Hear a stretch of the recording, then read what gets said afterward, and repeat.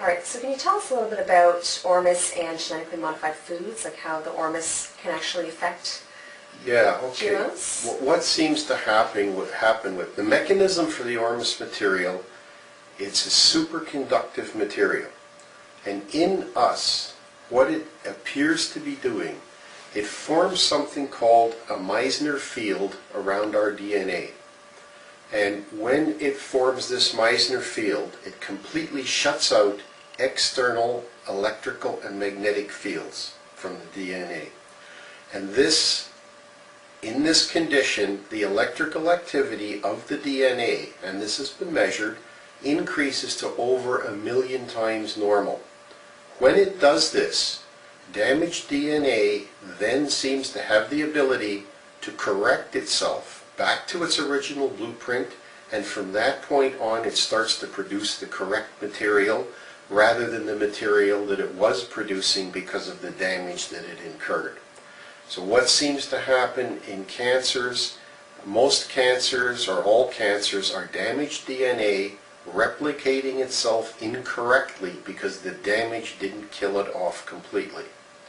So when you use the Ormus, what it is allowing it to do is to correct the problem on its own and then produce the correct material after that point.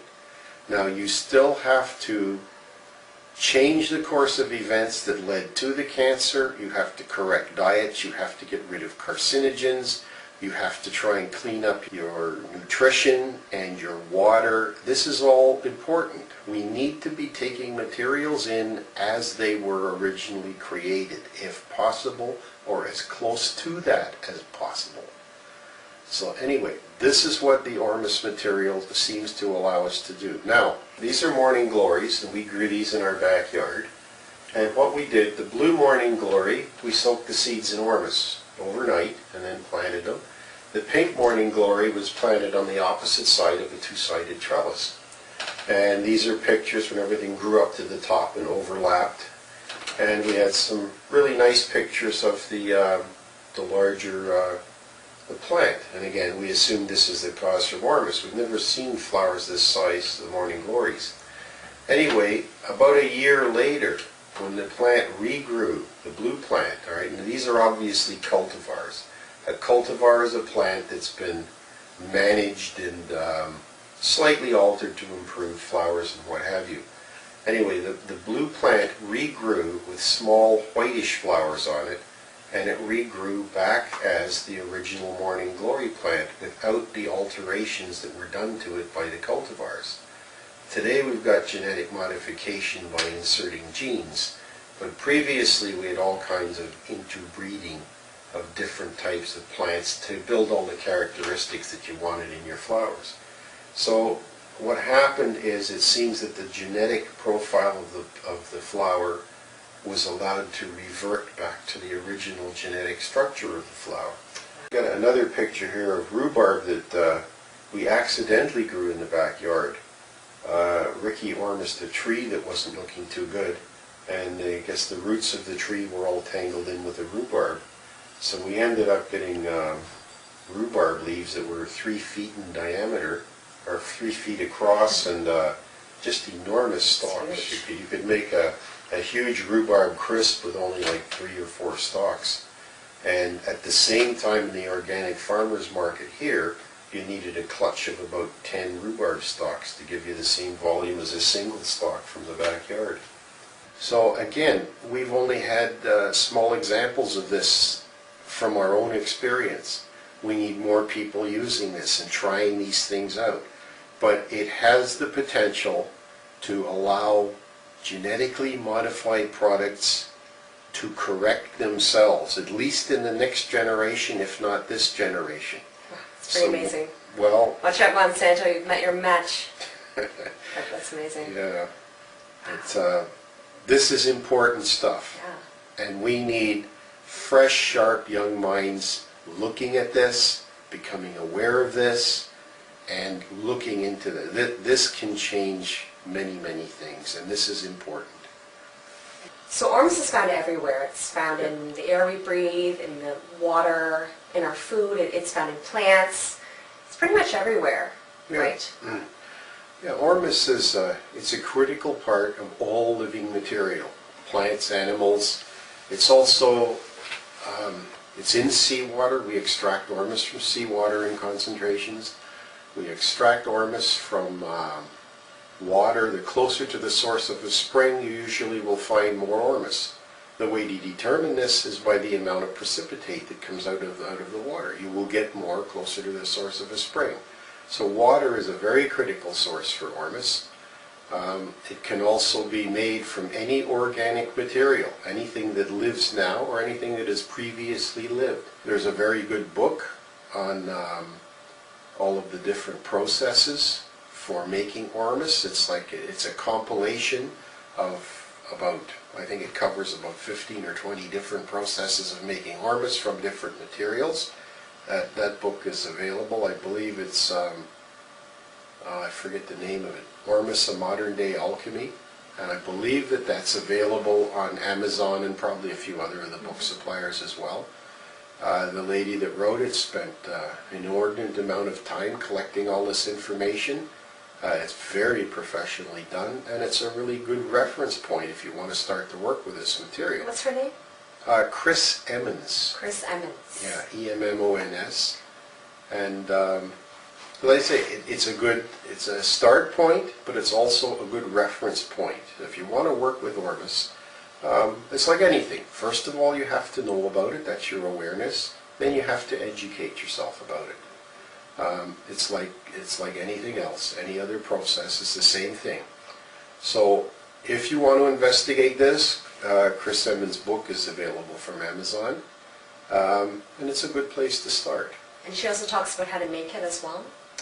Well, yeah, the book covers quite a number of different methods that people have used to make Ormus materials. We use what's called the wet method. There is a dry method, there is a lye burn method, there's a number of different methods that they go into in different capacities. So some of this is going to affect different people different ways because of your knowledge level of working with, chemistry, etc., or your interest. It's primarily your interest. There's nothing that's, ridiculous. I mean, it's all something that you can learn to deal with.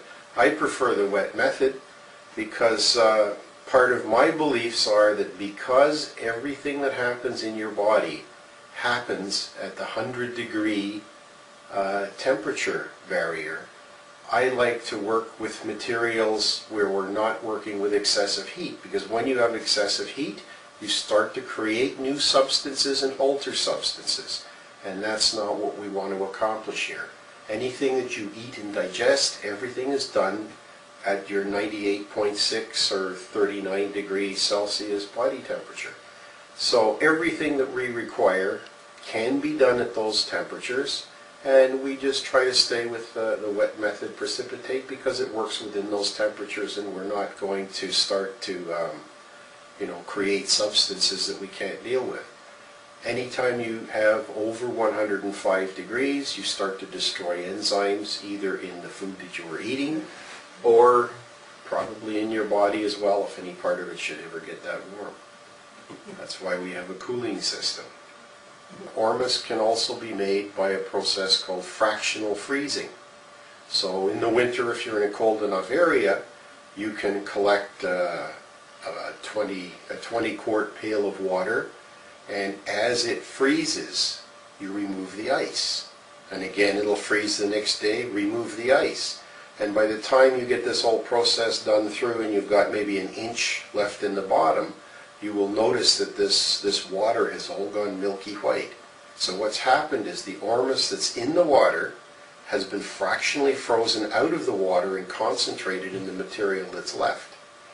So you get an Ormus-rich precipitate material that way.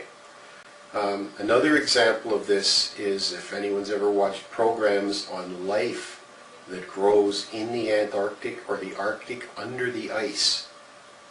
We believe the reason for this is as this ice freezes, the Ormus material moves out of the ice and concentrates on the layer underneath the ice. So there's an enormously Ormus-rich layer there which helps to facilitate this fantastic Arctic and Antarctic growth, which supplies all the krill, which supplies the whales, which supplies an enormous amount of the biomass of sea life. There's a chart on Barry Carter's website. His website is subtleenergies.com, and there's a chart on there. I think it's a 8.5 by 11 page, printed both sides, of results that have been garnered so far of amounts of Ormus in Ormus-rich foods. Now, all foods, we believe, will have some kinds of Ormus. Different plants will concentrate different types. Some of this will likely be on the behalf of the plant to nurture itself. When we consume plants, we consume second-hand nurturing in a lot of ways. So we don't know everything about this. If you have carrots that are grown in volcanic soil, one measurement had 121 micrograms of Ormus rhodium and 107 micrograms of Ormus iridium. However, if the carrots are grown in depleted soil, like where I live, they've been farming carrots in the same place, which was a drained swamp for over 100 years, and the only fertilizer put in to grow these things now are the conventional, the phosphorus and the nitrogen and so on, and that's it. So you grow a carrot that looks like a carrot, but all of the nutrients that should be in the soil that are garnered by the carrot that it doesn't need, that are passed along to us, they're no longer there. This is what happens with monoculture. It absolutely depletes all of the soil. Your corn might look like corn, but really it's not much more than a ghost of corn. You know, and that's it. It's deplete of all of the excess materials the corn doesn't need, but we do. This is why you got to get organic. Could you talk a bit about aloe vera and Ormus? Yeah, aloe vera is one of the plants that they have had a look at. And aloe vera, many people will cut an aloe vera leaf and use it on a burn, and it gives very good relief. Aloe vera is one of the plants that accumulates Ormus rhodium, especially in its natural environment, which is the western U.S. and desert areas and down to Mexico and so on.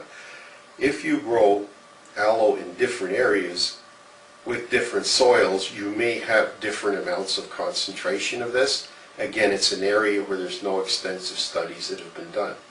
But part of the thing, if you've ever used aloe on a burn, you'll see it actually has good effects. It also has very good effects if you make aloe shakes and drink aloe and so on. It's a very calming effect for the stomach.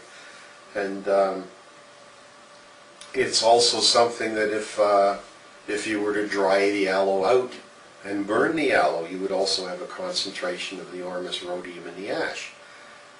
Again, these are materials that are hard to measure, but if you take the Ormus rhodium and you make it into the mix, or the residue from the burnt aloe plant, and then you use that on a burn, then you will see. So we have to judge a lot of the effects of Ormus by the end effect.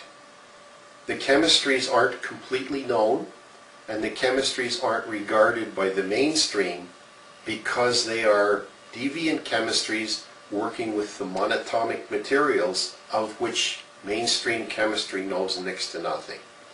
And until they start to open up and start to investigate this, we sort of have to go by the results that we see. Now, when people take Ormus, you will see certain results that we've already talked about. If you take your Ormus and you take a teaspoonful that you would normally take for a day, put that into a gallon of water, and then use this either to soak seeds that you're going to plant, or use this to water your plants. You can start to do this with some of your indoor plants. And this video right now is being made the beginning of December in Canada. About 5 weeks, and this is our shortest days of the year, about 5 weeks of watering after you water your plants with Ormus, you will start to see some significant changes in them. You will see new growth, you will see more brilliant leaf growth. We found certain plants that usually never flowered, especially that time of year in the shortest exposure to light, would start to flower. So it's interesting to see.